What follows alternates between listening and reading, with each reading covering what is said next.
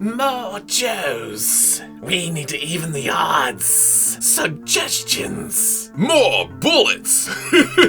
Infiltrate. Destroy from within. Blow 'em up. I've always been partial to flame broiled. Fools. It is done.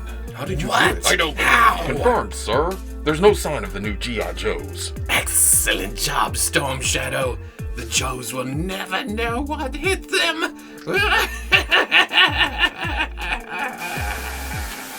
Okay, people, welcome back to another Fwoosh review. Today we're taking a look at the Hasbro G.I. Joe Classified series Lady Jaye and Flint. Oh, more G.I. Joe. It's so few and far between. I love this line, but the line makes it hard for me to love sometimes. You know, that damn Target stuff. The distribution, I guess they're still working on it or something, but the good thing is that Flint and Lady Jaye are getting out there. I'm hearing reports from Target. Have I heard Walmart reports yet? Or is that the Zartan wave with the, I don't know. Online shops are getting them, and I feel like this is just the beginning. There's more of this to come, easier to get. Looking fantastic from what I can see in the package. And looking at those packages, it's what we've grown accustomed to here. The blues, the star in the background, the G.I. Joe logos, the unique artwork on each package for each character. On the sides, a continuation of that unique artwork with Lady Jaye and her GoPro and her spear or her javelin, and then Flint with his beret and his scar and his rugged good looks. On the back, that poster we've seen on, well, except for the Target stuff, we've seen this on every package, but it continues to grow. And there's Flint and Lady Jaye, but up here, Major Blood and some alley vipers. Hopefully we see those soon. On the side is their new file card system that is essentially just icons. It's a good way of telling us what the character can do, but you have to do the research a bit. On the G.I. Joe website, he is Leader, Rank 3, Light Weapons 3, Rotary Wing Pilot 3, and Tactics 3. And she's Covert Ops 3, Aero Weapons 3, Infiltration 3, and Disguise 4. On the top, more G.I. Joe. Lady Jaye is 25, Flint is 26. On the bottom, more legalese, barcodes. Snag that if you're gonna go scanning at Target. But let's get these open, see what's going on here. Fighting to save the day. More warnings. Small parts. Don't put them in your mouth. He's always there. One thing I will say about Joe's, they do like packing the accessories.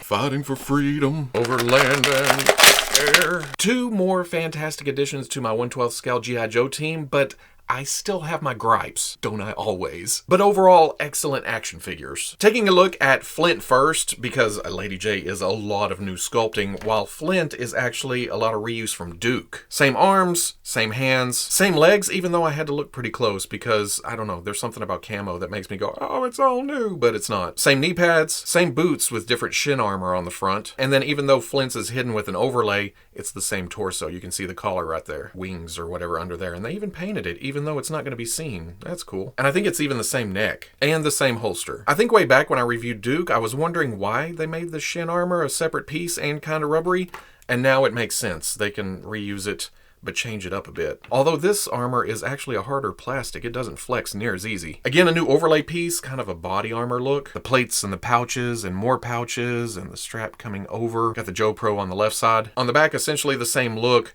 There's a holster right here for a bigger weapon. We'll get to that. Also a new belt piece that's floating around the waist. More pouch, buckle, some little shells, I guess, or some kind of ammo. Two grenades on this side. These are painted, and then I love the gold.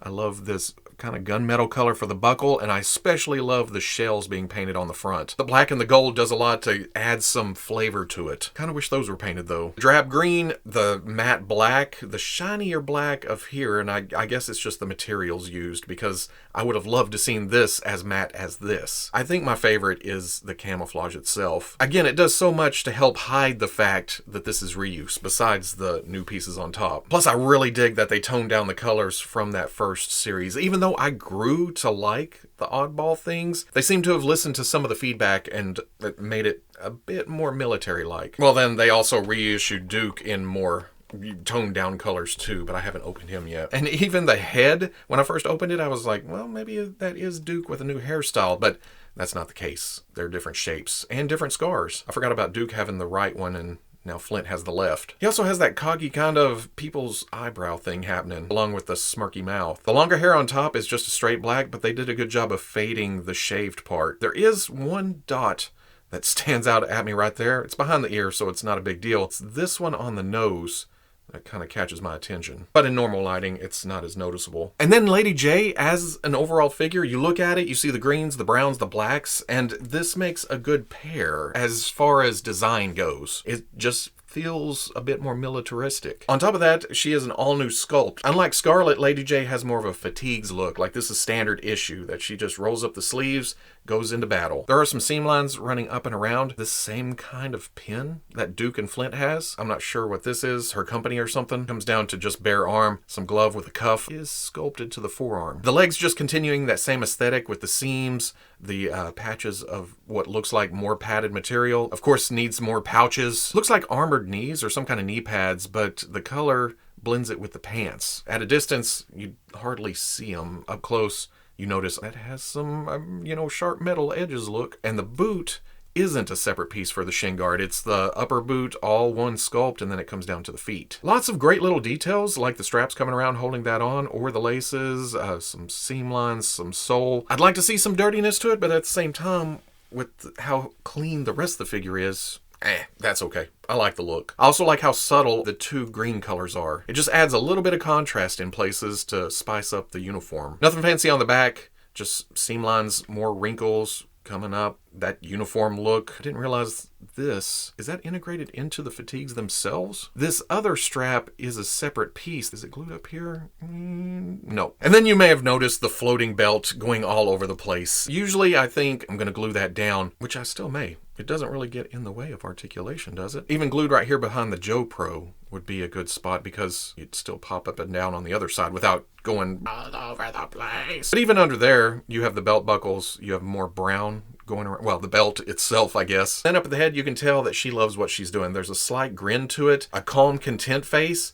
Not a lot of extra colors, though. The eyes are painted in well. I like the eyebrows. Otherwise, there's just a bit of red to the cheeks. And then the short hair sculpt. It looks like it sits a little high because, surprise, it comes off, but I'd like for it to be just slightly lower. Getting to my nitpicks, Flint, like Roadblock and a couple of others, Firefly, I guess, the overlay on the torso completely kills the ab crunch. On Duke, you can see it, and it has a nice range to it. Here, you're not getting anything. But usually when we see that, you can still use the ball joint at the waist pretty well. You get a little bit, but not as much. And then my other usual classified gripe is the hips. I'm all about extra articulation, and I'm cool with the drop-down joint, but as thin as they make the pegs here, and as tight as the ball is inside the leg, sometimes you'll rotate it up, and it'll feel gummy.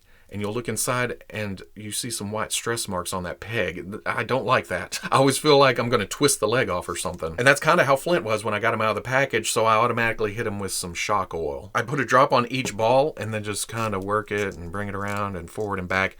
And now there's a glide to it. It's still tight, but I don't feel like I'm going to break my toy. Another thing that kind of carries on from Duke that I feel like it shouldn't have is the shin pads on Flint kind of angled to the inside, and on the left it looks downright crooked. I can see that it's matching up to the straps, but it's almost sculpted purposely to look like that. My brain wants them to be straight up and down, but that's just not how it works. Speaking of Lady Jaye on those 2 points, there's no overlay on the torso, so she's free to move. But when it comes to her hip joints, same concept. There is a drop down to it, but there's something going on here. The cutout right here is not deep enough.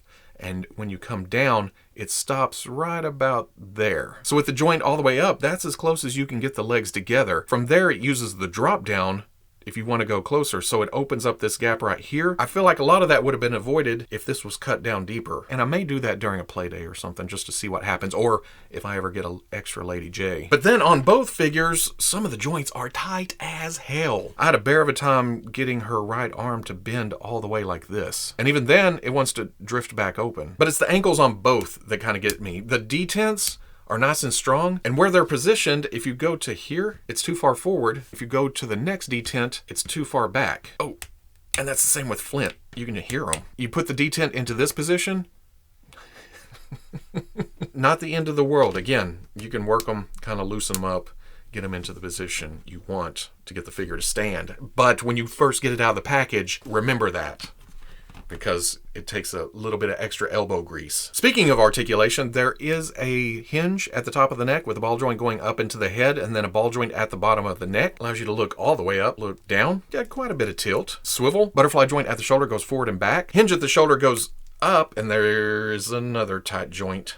Goes up to about right there. Rotates all the way around. Swivel at the bicep. Double elbow goes here and here. Gets pretty good range, but not all the way. Swivel at the wrist, and then on the right, it is side to side. On the left, it is up and down. There's a hinge hidden somewhere deep within this overlay.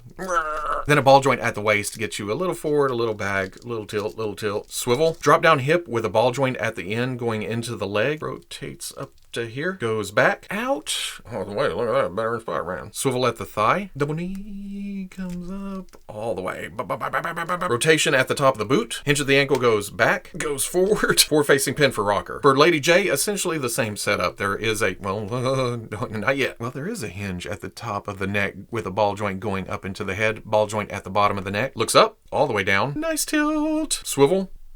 Butterfly joint at the shoulder goes forward and back. Hinge at the shoulder goes up past 90. Swivel at the bicep. Double elbow on a female figure. There you go. Swivel at the wrist and then up and down hinge for the right and the left. They're both weapon-wielding hands. Well, that and they both have trigger fingers. Ball joint mid-torso, ball joint at the waist. Together, it's not as good as I imagined it being. Lots of back, though. There's some tilt.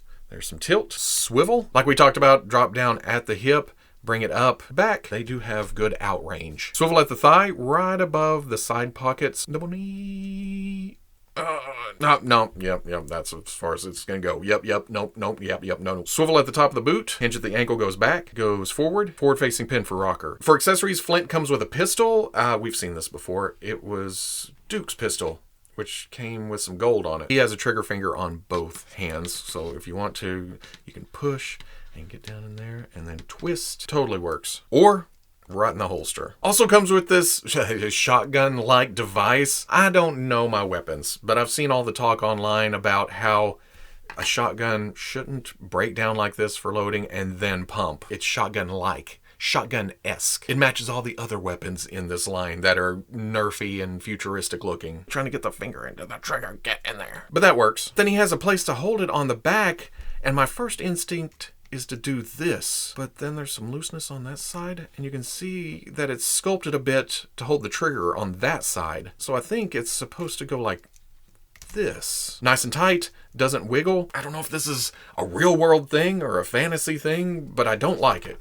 So he's gonna be holding his shotgun most of the time, if I can get it back there. There we go. And then finally, to complete the look, there's Flint's beret. His hair acts like a nice peg for it to pop on. Not coming off, unless you pull. For Lady Jaye, she comes with this little knife, no paint, but there is some slight detail here on the grip. Pops right in her hand, or on her flowed all over the place belt, there is a sheath on the left side. She comes with 2 javelins, more detail than I expected. They could have just been straight sticks, but there's a grip right here, kind of thins out towards the end to some points, but on this end, you have your 2 pegs. Well, 1 peg per javelin. And with that, you can either add the spearheads that have a silver blade to them, a black on the base. Very secure. But then there's also this. I'm not sure if this is some kind of explosive head for the javelin, or it shoots out a hook or some kind of rope. Something. I figure it's a specialist thing. Pins on the end, very, very tight. In fact, the first time I popped it on, I was scared because, it's kind of tough to get off there. She comes with this backpack, has a black stripe running across the side, have a handle on top, pouch right here, just little details. But the big thing is this camera on the side. There's a swivel joint to bring it up, there's a hinge to bring it out, and then on the end of that is another swivel. This is a GoPro of some kind. You can see the matte black running all the way until you get to the lens, and then it's a shiny black. There's a hole in the strap going over her shoulder, and then a hole in the back that you can kind of thread through. That helps hold her strap in. Well, I'm a liar. There's a clip on the side where you can hold the extra javelin. If you pop it off, there's a spot for the heads on the inside. Love it when you can put everything that comes with the figure on the figure all at the same time. And then she can either hold the javelin. I always picture her throwing it, but she also comes with I'm calling it a spear gun. I guess it would be a javelin gun, huh? Some sculpted detail makes it a bit more realistic, but again, it fits in with the future weapons of G.I. Joe. There's a hole running all the way down the middle. As you can guess,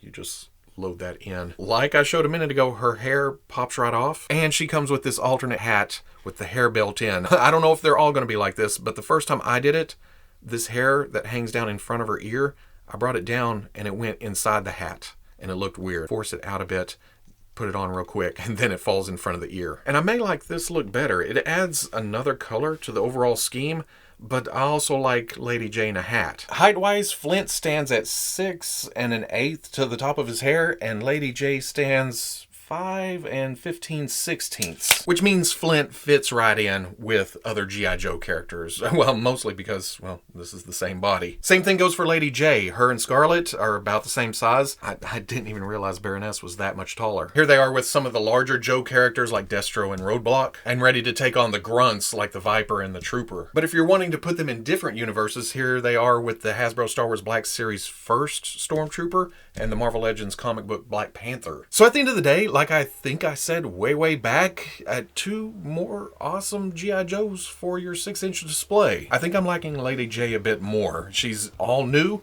She's another female for the team. She looks awesome, but Flint is nothing to sneeze at either. A lot of reuse, which we've been seeing in this line, but it totally works. It's different enough to kind of hide that reuse. A couple of nitpicks here and there, but nothing new, I don't think. It's the kind of the what we're used to with G.I. Joe. Oil up the hips, gonna be kind of crooked on the shin pads, some tight articulation in places, but fantastic sculpt, nice paint, good overall presence. That's how I think of the G.I. Joe line. It has a presence to it. So if you enjoyed the review, comment, like, subscribe. Much love to the plus. If you're interested in seeing videos early or in a position to help out the channel, patreon.com. But wherever you may be watching this, I'll always catch you on the Fwoosh. I think another reason I like Jaye a bit more is because of how free she is with all the articulation. That overlay on the torso, that gets me on a lot of the Joe characters. You know that articulation's under there. You just can't get to it.